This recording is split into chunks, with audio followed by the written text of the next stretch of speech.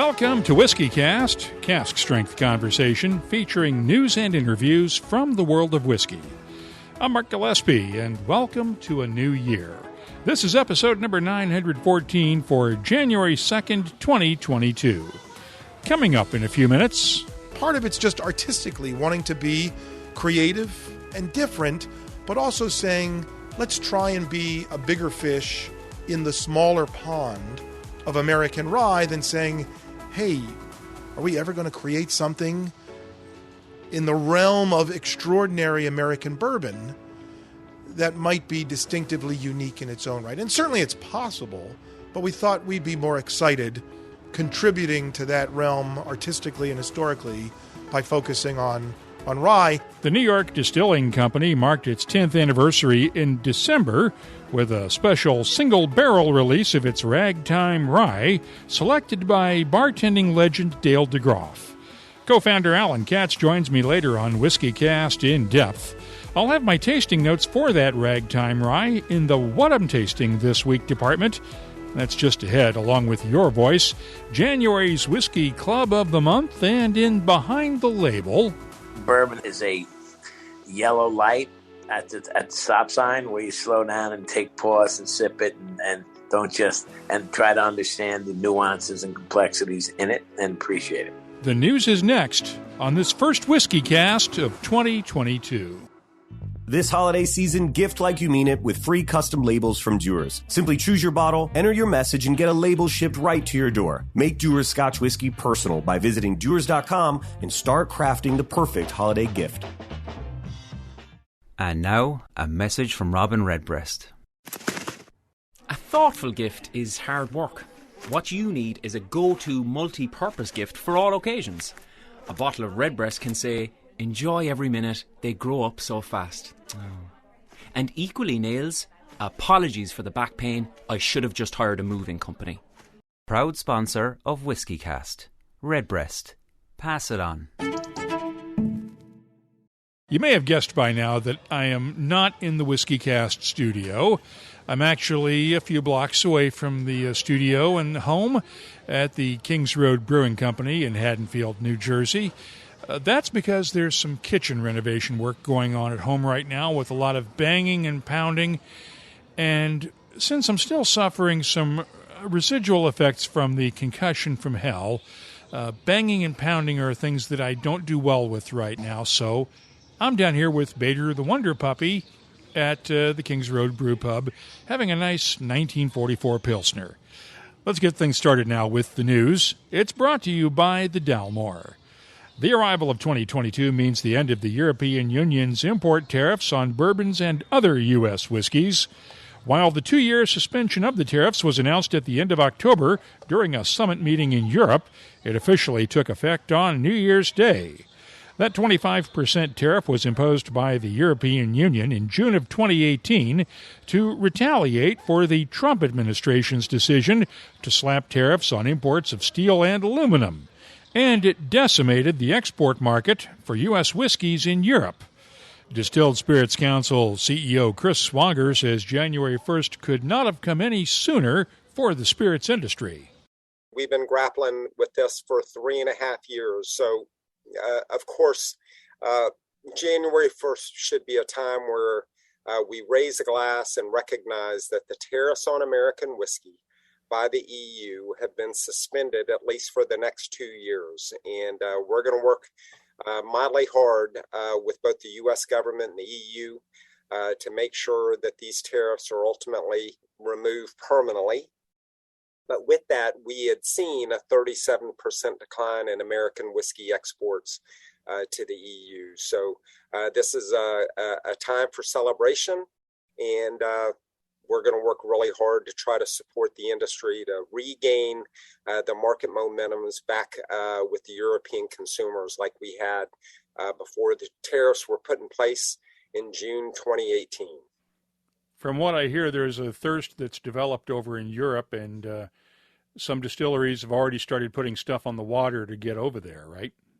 No doubt about it. I think our member companies and our great American whiskey companies are very, very excited about the possibilities. So we still have more work to do. As you know, we still are grappling with tariffs by the UK, but we're cautiously optimistic that those tariffs will be resolved soon between the UK and the US government as well. Give me a sense of what Discus is going to be doing over the next 6 months or so to reintroduce American whiskey in Europe.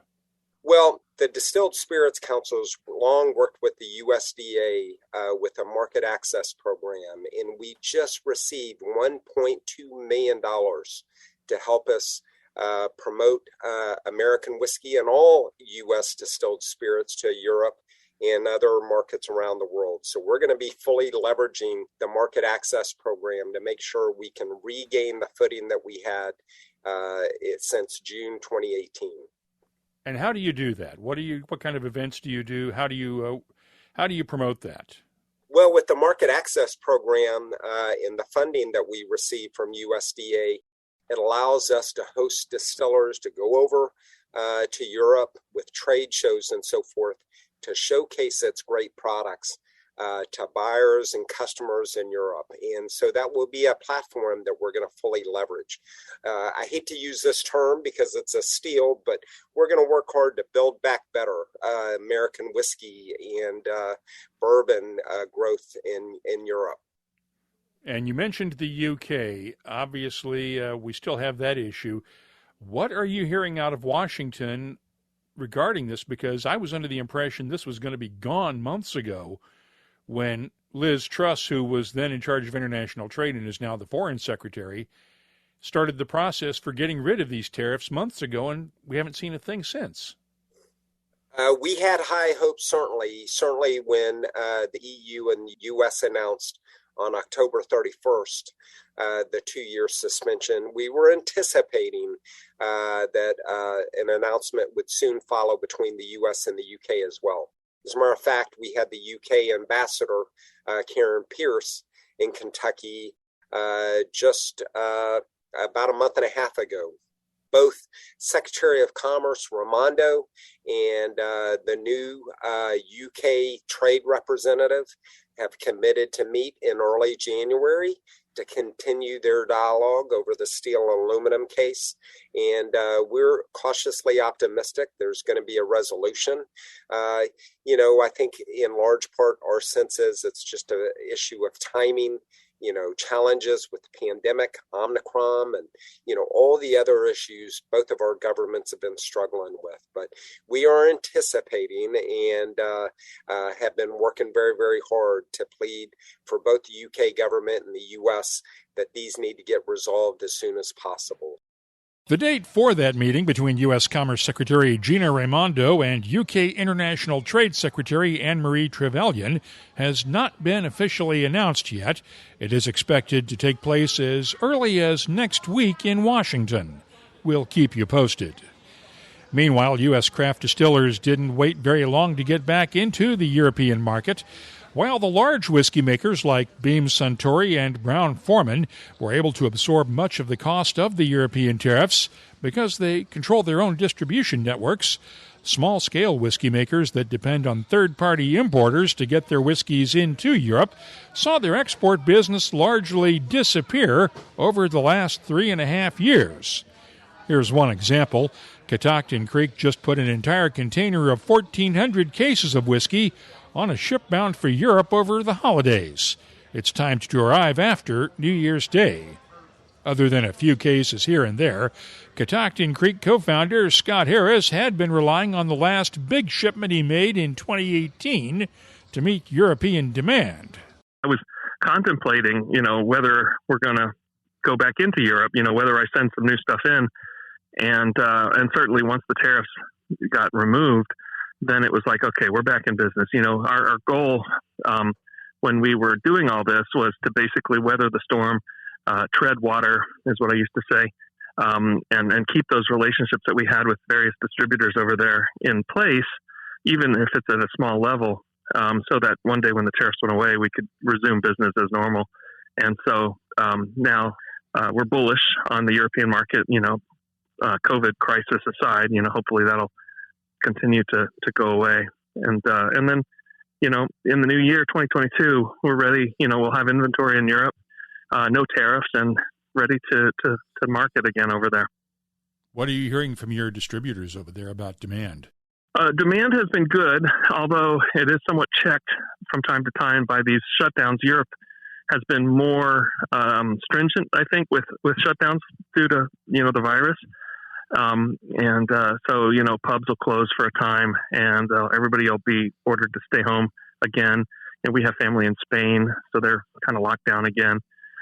But these things are temporary, and so I'm hopeful by February, March, or certainly by the spring, that things get a little bit back to normal, and then people get back into that demand cycle that we were starting to see in 2021.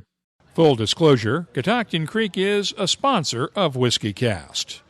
In other news, while Queen Elizabeth's annual New Year's honors list did not include anyone from the whiskey industry when it was released on Friday night, the Queen did have a holiday gift for one of her neighbors. Diageo's Royal Lochnagar Distillery was honored with a royal warrant as an official supplier of Scotch whiskey to the Queen. The distillery is located just down the road from the Queen's Balmoral estate in Scotland, and as you might guess from the name, there's been a relationship between Royal Lochnagar and the British Royals for generations. It's one of only 2 working distilleries in Scotland that have been granted permission to use the word royal in its name, along with Royal Bracla.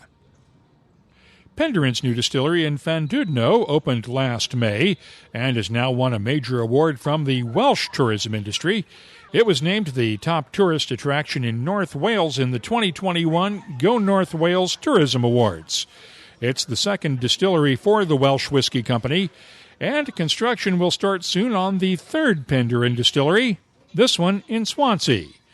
This project has been in the works for several years now, and I checked in with Penderyn Managing Director Stephen Davies to get an update. We've got a lot of development work going on. We've placed the orders for the distilling equipment. We've got the designers and the architects for the internal stuff all ready and ready to go. We're just waiting to take control of the site as early as we can next year. But I think it'll be middle of the year, probably September, actually, by the time we open the doors. But that's going to be quite a big site, because since I last spoke to you, we've increased the distilling capacity there, which it was originally just going to be about 100,000 LPA, litres of pure alcohol. Now it's going to be 400,000 litres of pure alcohol, which is the same size as our main site at Penderyn in the Brecon Beacon. So that's quite a big change, and I think reflects not only our progress as a business, but also our optimism for the future. That's the old copper plant, if I remember right.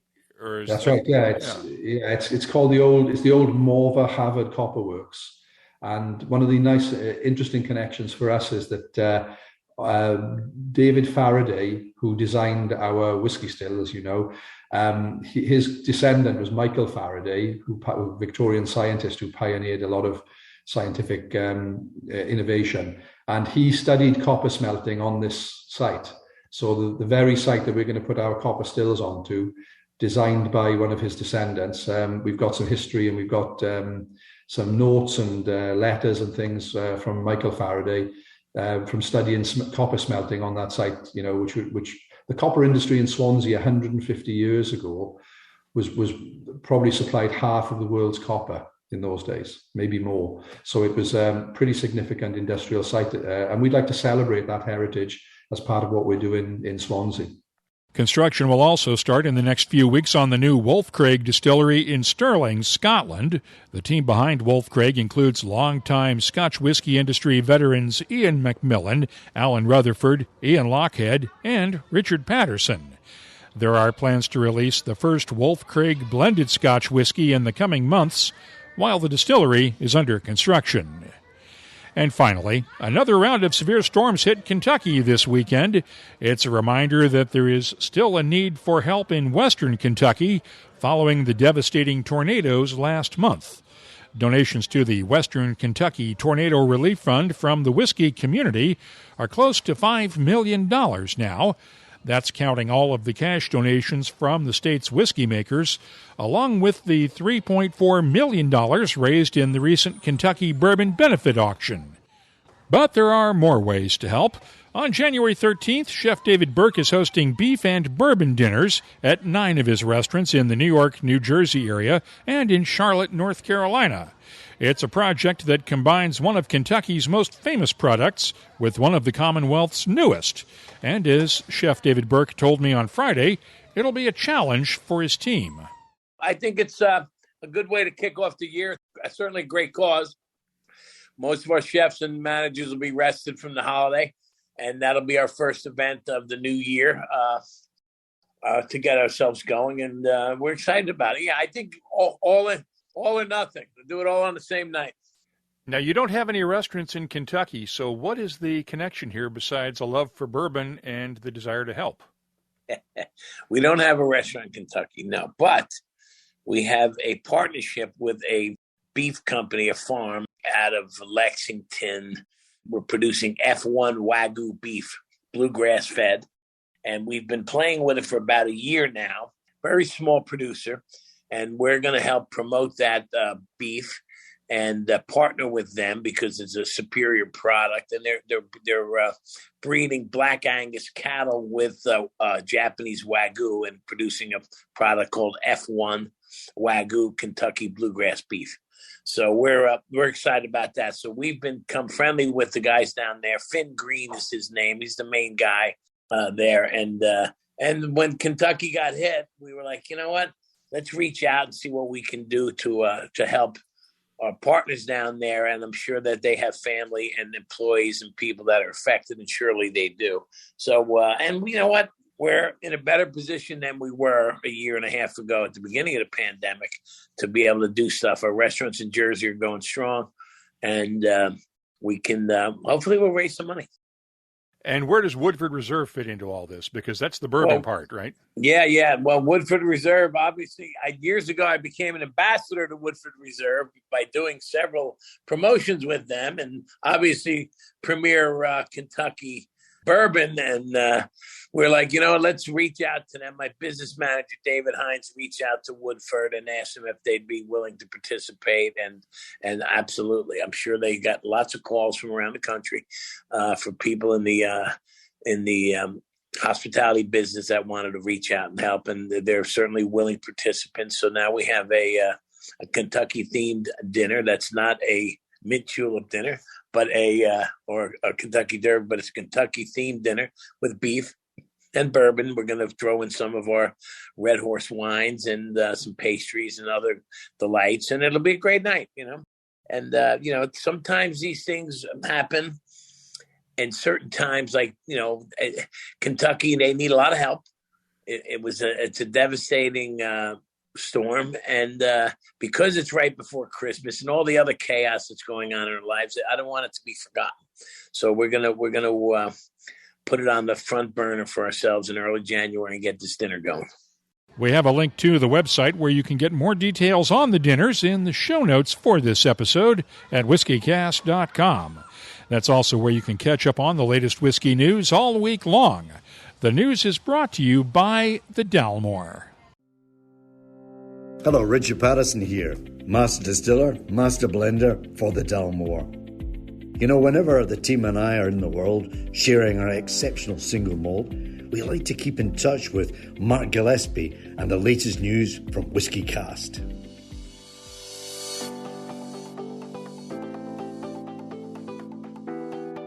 Time now for the WhiskyCast calendar of events, brought to you by Catoctin Creek Distilling.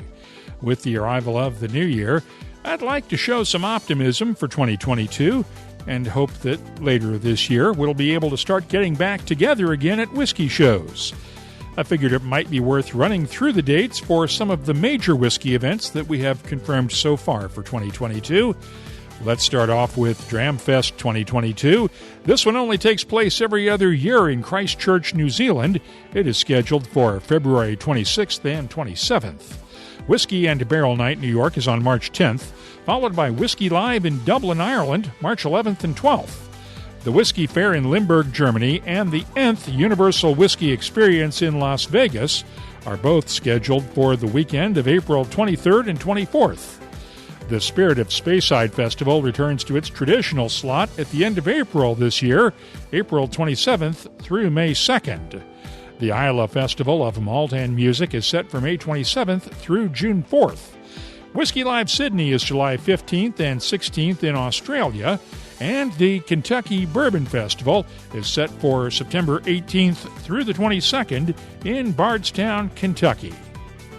I hate to keep saying this, but keep in mind that all in-person events are still subject to change on short notice, and you may have to show proof of vaccination or a recent negative COVID test, or both, in order to attend.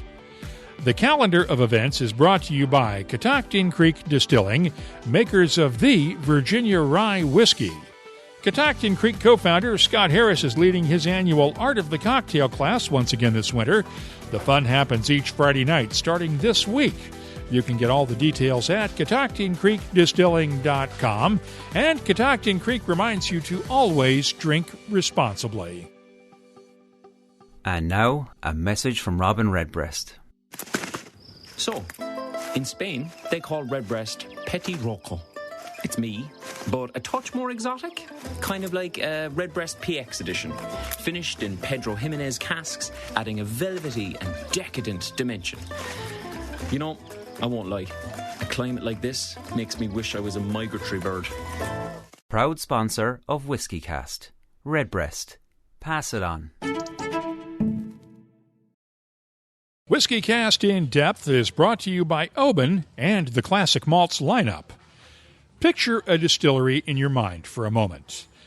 You're probably thinking about an idyllic scene in the countryside, a small building, perhaps with a pagoda on the top, and that sweet smell of mash in the air. Of course, that is the reality for some distilleries, but the boom in small-scale distilling means distilleries are popping up all over the place, including urban neighborhoods like North Williamsburg in Brooklyn. That's where the York Distilling Company opened its doors 10 years ago. I stopped by during the holidays to pick up a couple of used barrels from co-founder Alan Katz for a project or two. And with the Omicron variant of COVID-19 in full bloom around New York City, we spent a few minutes talking on the sidewalk outside. That explains the street noise in the background, but it is part of the daily soundtrack at the distillery, which opened on December 5th, 2011.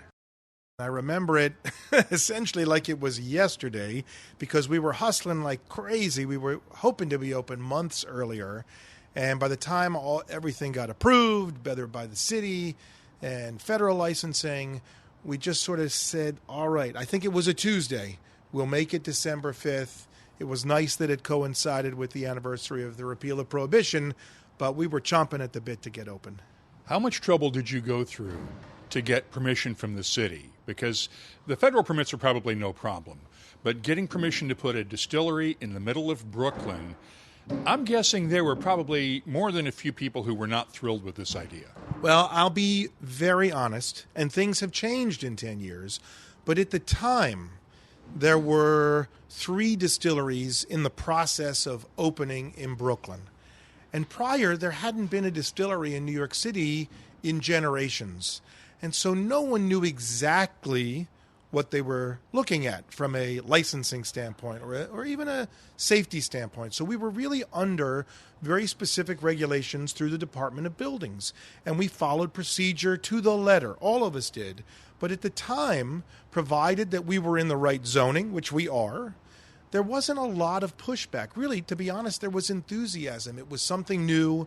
We were at the time, 10 years ago, 10 years into the current resurgence of cocktail culture. We have a bar attached to our distillery called the Shanty. And really to come into the neighborhood and take over what was essentially a defunct space, there was not only curiosity, but I'd say a little bit of a celebration as well of, hey, good for you for putting some manufacturing back into New York City. And since then, you've really become a part of the neighborhood. We have, which has been a lot of fun. And in fact, other things have opened around us. There's a brewery catty corner to us. At our scale as well. We can pump out thousands of cases a week.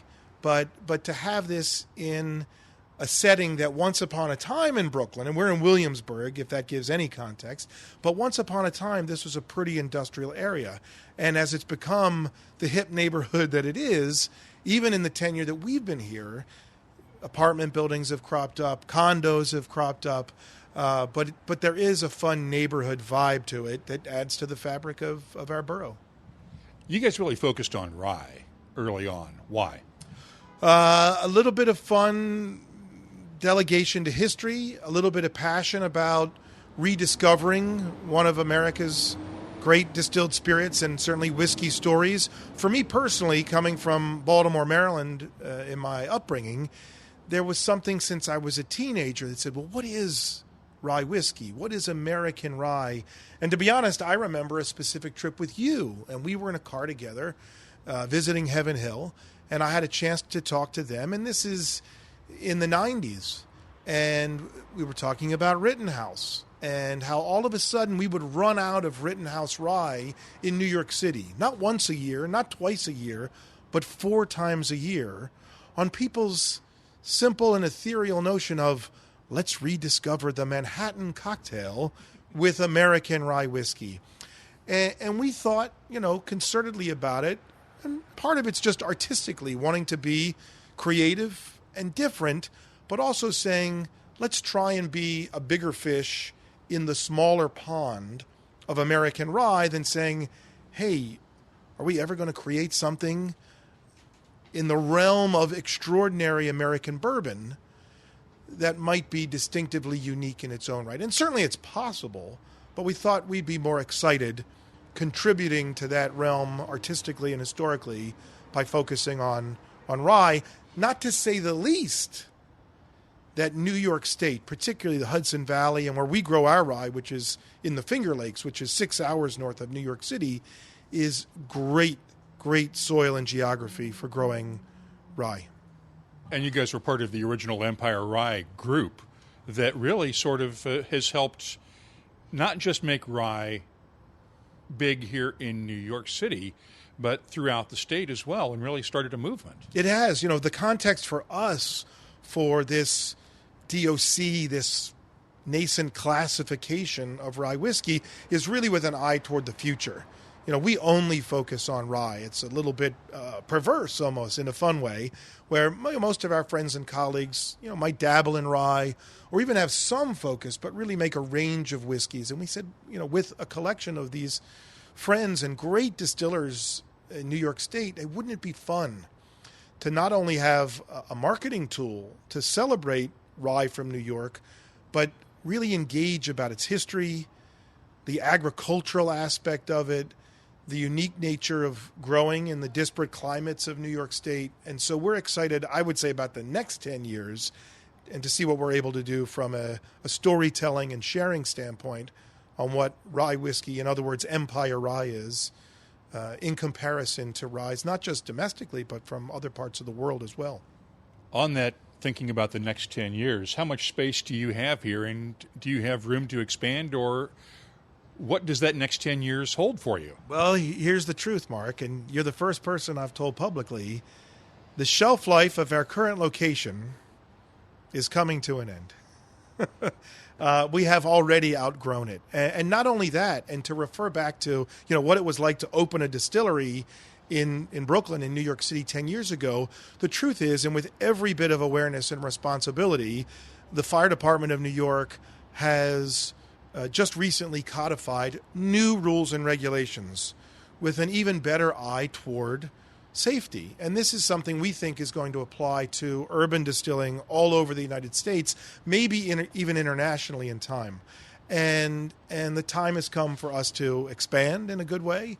And so we'll be excited to make announcements in the new year as we hopefully finalize the next edition and location of New York Distilling Company that will not only accommodate us from a production and safety standpoint, but allow us to continue to expand in a whiskey production and a gin production standpoint as well. How much of the research into those safety guidelines from the fire department came from the boys a couple of doors down here at the fire station. You're referring to our literally our next door neighbor, which is the FDNY, our local firehouse, ladder company and engine company here in North Williamsburg. The truth is, this process has taken, I would say, 3.5 years. So it's not been a surprise, but it comes from our neighbors. It comes from HQ, really, in downtown Brooklyn, where the fire department headquarters are. But they've consulted with everyone from the biggest whiskey producers in Kentucky to small producers around the country to say, well, what's really going to make the most sense, both in the production and storage of what is obviously volatile alcohol. Although having the fire department right next door sort of harkens back to the days in Kentucky and Tennessee when they had their own fire engines on site. It's true, and knock on wood, we have not had any incidents here, but they're great friends to have, and they're also great. We have consulted with them on any given time to say, what do you think of this? How would we, what if scenarios, how might we contain something, if something arose? But again, fortunately, we've been lucky here and we pay attention to what we're doing, but it is a great resource and also fun to have because they're pretty attentive to safety. Let's talk about this 10th anniversary bottling that you did with Dale DeGroff. Let's go into the backstory behind this because it honors one of the key people in the bartending industry that many whiskey lovers may not know about in Helen David. Yep. So it's really fun for us. I'm grateful, on a personal and professional level to have Dale as a friend and a mentor. And the truth is, when COVID hit and we got into that first autumn, we were sitting here hand-wringing. The base of our business is primarily in New York City and metropolitan New York area, and the primary components of our sales were bars and restaurants for the most part. And we wanted to find a way to reach out to a consumer basis, and we started introducing almost on a monthly basis single barrel offerings selected by others that had a charitable component to it. And Dale was great early on and said, hey, I'd love to do a barrel with you. And we had some success and some fun doing it as well. And so when it came time for our 10th anniversary, it was a very short list of nearly one. And Dale, quite magnanimously said, you bet. And it was his choice to reach out to his good friend and my good friend, Tony Abou-Ghanem, who has celebrated and honored his aunt, the late Helen David, who was essentially his mentor, where he grew up in Port Huron, Michigan. And Helen David was the proprietress of a great bar in Port Huron, and where Tony essentially first observed what bar life was. And, quite wonderfully, she survived breast cancer twice. And when she passed away, I believe, in the last 10 or so years, in her early 90s, he really wanted to do something to remember and honor her by, and started the Helen David Relief Fund that today specifically supports bartenders and other people in the hospitality industry who are either coping with or recovering from cancer. And we thought, well, what better way to support this, our 10th anniversary barrel selection with Dale, with Tony, and this great charity. Where is it available? You're just here at the distillery? Well, it's available here at the distillery, but basically the best place to get it is through our website at NY Distilling, nydistilling.com. And, the way alcohol works, and state by state, we go through a licensed retailer who's legally able to ship to all but 8 states in the country. So it's listed on the website the states we're not able to ship to. And if it doesn't ship to your state, well, complain to your state representatives, because our hope is that in the future, much like wine and other things of an alcoholic nature, we'll also be able to ship direct to consumers in the future. But the best place to find this, and there's probably 60 bottles left in total of the 10th anniversary selection. But Dale signed all the bottles. They're all enumerated. There were 170 bottles total. That's it. and when it's gone, it's gone. But I would encourage you, if you do get it, don't save it for another day. Open it up and enjoy it, because, what better time? I'm not one to save bottles for another occasion. If I get it, let's open it, let's taste it. If you want to make a cocktail with it, email us. We'll send you some recipes as well. Well, you're about to have 59 bottles left because I'm buying one. Terrific. Well, thank you for that. And it's really extraordinary of you. You'll find a link to the New York Distilling Company's website in the show notes for this episode at whiskycast.com. That's WhiskyCast In-Depth, brought to you by Oban. Every sip of Oban is like a postcard from Scotland. Whether it's the classic Oban 14-year-old, the 18-year-old, Oban Little Bay, or the Distillers Edition, every drop comes from the coastal town of Oban and a distillery just 206 steps away from the sea. It's one of Scotland's smallest distilleries, with just 7 people who make whiskey the same way their predecessors have since 1794. Find out more at obanwhiskey.com. The What I'm Tasting This Week department is brought to you by Sagamore Spirit. Let's start off with the Ragtime Rye Single Barrel. Once again, it's the 10th anniversary selection from bartending legend Dale DeGroff, and it's bottled at 56% ABV. The nose is full of baking spices, an herbal touch of dill, honey, brown sugar, dried grass, and a touch of dark chocolate. The taste is thick and well-balanced with clove, cinnamon, and black pepper spices that last and last, while honey and brown sugar notes add complexity in the background. The finish is long and spicy with a nice underlying sweetness, and I'm scoring the Ragtime Rye 10th Anniversary Single Barrel from the New York Distilling Company a 93. On New Year's Eve, I opened a couple of samples that I did not get to earlier in the year, including Gordon and MacPhail's Connoisseur's Choice Glenlivet 2004 single cask release. This single malt spent 16 years in a refill ex-bourbon hogshead cask, and it was bottled at 46% ABV. The nose is fruity with touches of green apples, mango, papaya, and a hint of pineapple, complemented by honeycomb, hints of spice, and baking chocolate. The taste has a nice balance of tartness and spice with white pepper, pineapple, and cooked bananas, while the finish is long with lingering touches of white pepper, citrus fruits, and a hint of hazelnuts. This one is outstanding. I'm scoring the Gordon and MacPhail Connoisseur's Choice Glenlivet 2004 single cask a 95. I'll have more tasting notes in just a minute, but first, this week's tasting notes are brought to you by Sagamore Spirit Rye Whiskey. They're reviving the tradition of Maryland-style rye at their Baltimore farm and waterfront distillery. They're offering WhiskyCast listeners a free virtual guided tasting. When you buy a bottle at your local retailer, a Sagamore Spirit teammate will guide you through each one online. Visit SagamoreSpirit.com and use the code word WhiskyCast, all one word, to access. Please drink responsibly. Each year I ask you to share your last dram of the year and the first dram of the new year with us, and it's only fair that I share my choices with you. My next to last dram of 2021 was the Glenfiddich Grand Caron 26-year-old single malt that was finished for 2 years in cognac casks. It's bottled at 43.8% ABV. The nose has notes of lemongrass, banana bread, sandalwood, and a hint of applesauce. The taste is thick and complex with a nice touch of oak and hints of pears, peaches, red apples, butterscotch, sandalwood, and honeycomb. The finish is long, fruity, and sweet.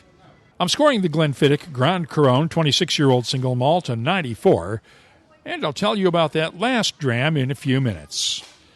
My first dram of 2022 came from the basket of really old samples on my desk that I uncovered during the year, including a signatory Port Ellen single malt from 1983, the year that Port Ellen closed. Not sure when it was bottled, but the label says it's at least 14 years old, which means it was probably bottled as early as 1997. The strength is 43% ABV. The nose is classic Isla, peaty and pungent with notes of burned leaves and heather, dark honey, a hint of molasses, and toasted oak. The taste is thick, chewy, and spicy with a touch of dark chocolate, along with heather, toasted bread, and dark honey. The finish, it's long and smoky with dark fruits and a gentle touch of spice. I should have tasted this one years ago, but as I've said before, I might not have enjoyed it as much back then. I'm scoring the signatory Port Ellen 1983 single malt a 94. The What I'm Tasting This Week department is brought to you by Sagamore Spirit. I'll be adding these tasting notes to our searchable list of more than 3,200 different whiskeys from all over the world. Check it out this week at WhiskyCast.com.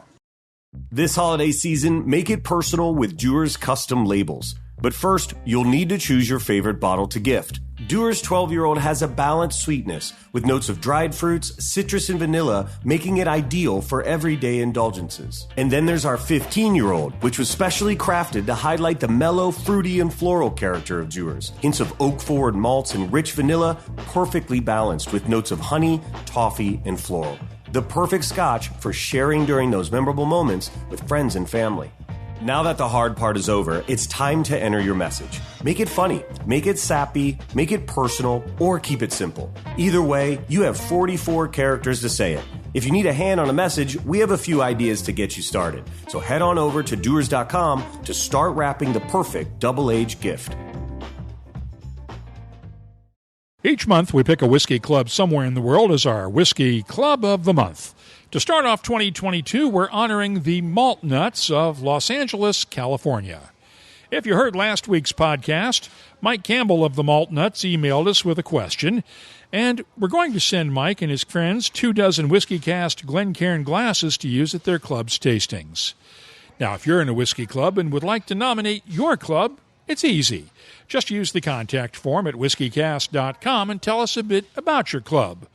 Just a quick comment on that, though. When you do use the contact form, make sure there are no typos in your email address. We have had some problems with our responses bouncing back when someone put a typo into their email address accidentally. Now, if your club has a website or a social media presence, we'll be glad to post a link on the Whiskey Clubs page at whiskycast.com so other whiskey lovers can find you. Once again, congratulations to the Malt Nuts of Los Angeles, January's Whiskey Club of the Month. And thanks to Glencairn Crystal for helping us support whiskey clubs around the world. Let's open up the inbox now for your voice, presented by Scarabus, Isla's single malt Scotch whiskey. Thanks to all of you who told us about your last dram of 2021 and your first dram of 2022. And since I'm recording this on January 2nd, some of you may not have had that first dram of the new year yet. My last dram of 2021 was a very rare blend, the Tom's Blend No. 1 from Last Drop Distillers. It was a blend that was created especially for their master blender, Tom Jago, in his retirement years. His daughter Rebecca gifted it to me, and we lost Tom a couple of years ago. But that blend does live on. It's an excellent one, and I only open it on very rare occasions, but that's the one that I picked to finish up 2021. Now, Ursula Muller tweeted this from Sweden. Not exactly sure, but I will be in great company New Year's Eve.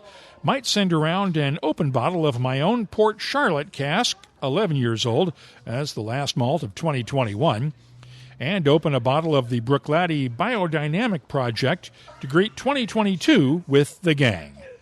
Tabitha tweeted from England, my last dram of 2021 will be from my Infinity bottle, as it pretty much contains the ends of every bottle I've finished this year. No idea what my first of 2022 will be. I may choose at random. I have to note that Tabitha was one of those who had not had that first dram of the year as of our recording time. Jeff Pepone sent this from Canada. I'm hoping the Michter's Whiskey 10-year-old straight bourbon I ordered arrives in time to be my last of 2021.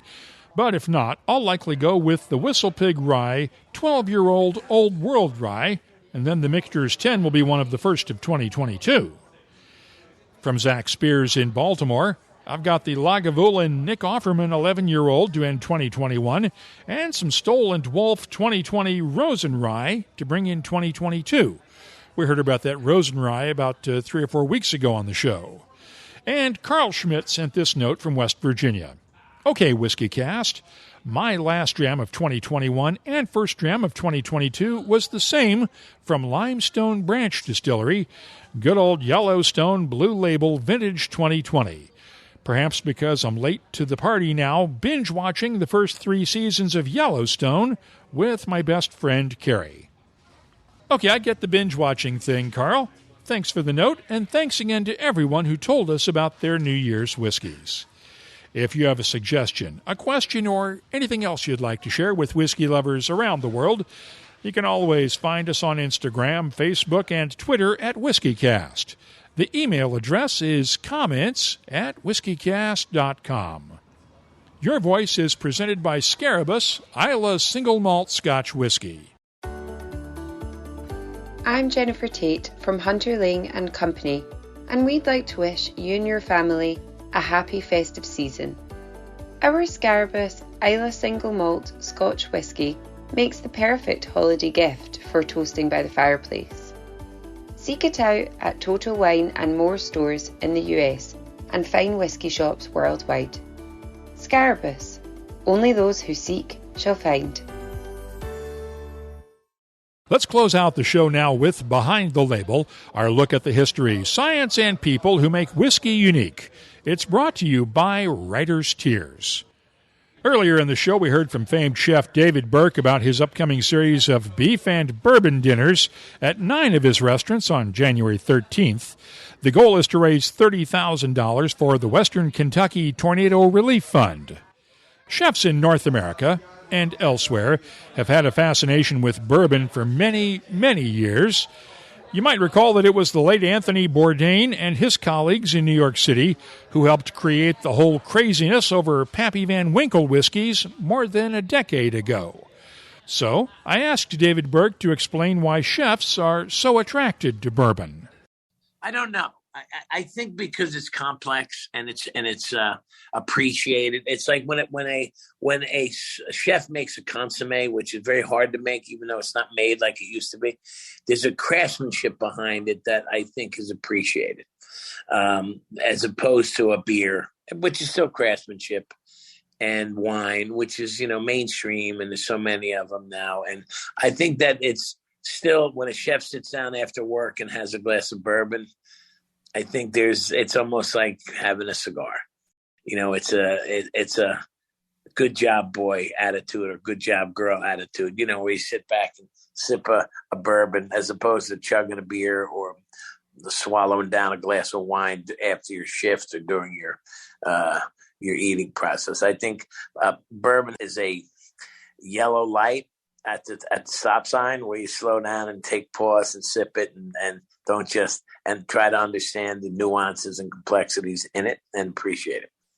I have to admit that I wish I'd thought of that line about bourbon being like a yellow light that reminds us to slow down and enjoy life.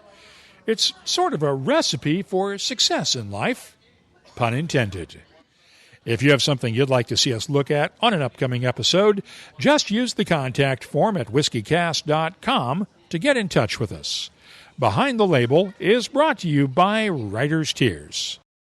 Writer's Tears Copperpot, a rare style of Irish whiskey with a creative twist. A unique triple-distilled blend of single pot still and single malt premium Irish whiskies. Writer's Tears Copperpot.